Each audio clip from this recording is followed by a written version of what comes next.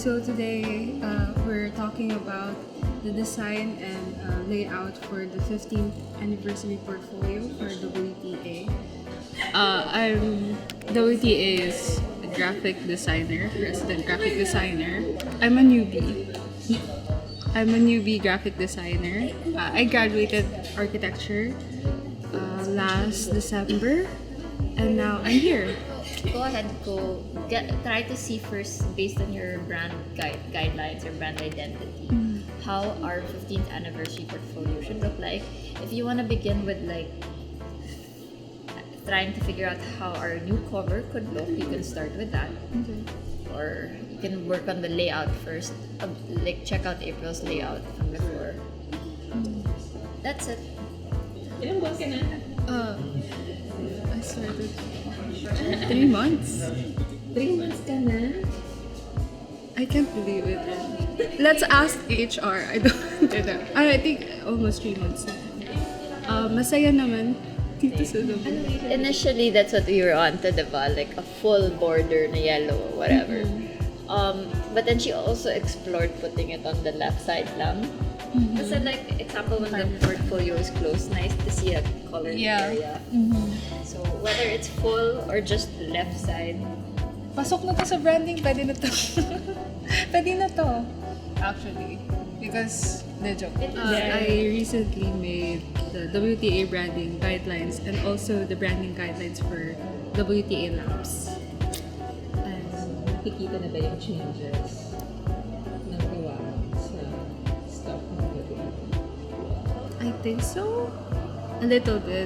I think incremental changes. Ganyan. Over time, I think I'll see the bigger picture. Pero as of now, hindi ko pa siya feel. Yung alin?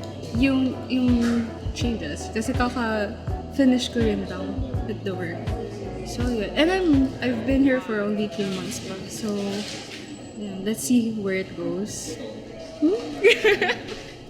Ayun. Lipid. I don't like. Gusto mo ba? Pero pang stories lang siya kasi nakaported. Bites. Hi again, Roch. Hi again. So this is souvenir from my non-showbiz boyfriend. This came from Dubai Expo right before it ended.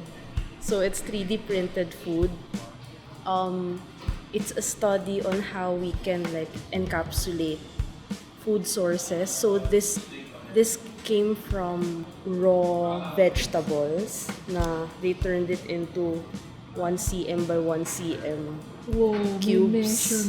So, well, that's how I see it. Pero they each have different flavors.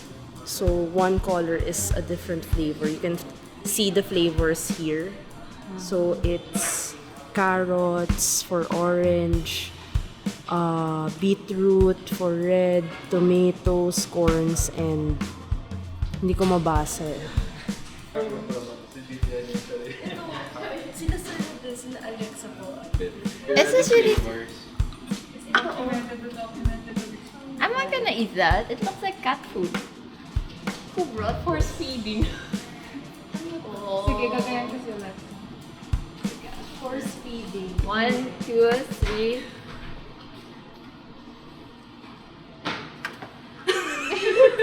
Huwag mo'y tapon! Anong comment mo, Alexa? Uulitin mo ba? I don't understand what the purpose of this. Hey guys, please like and subscribe to our channel, WTA Labs, and see you next Wednesday. Perfect. Okay.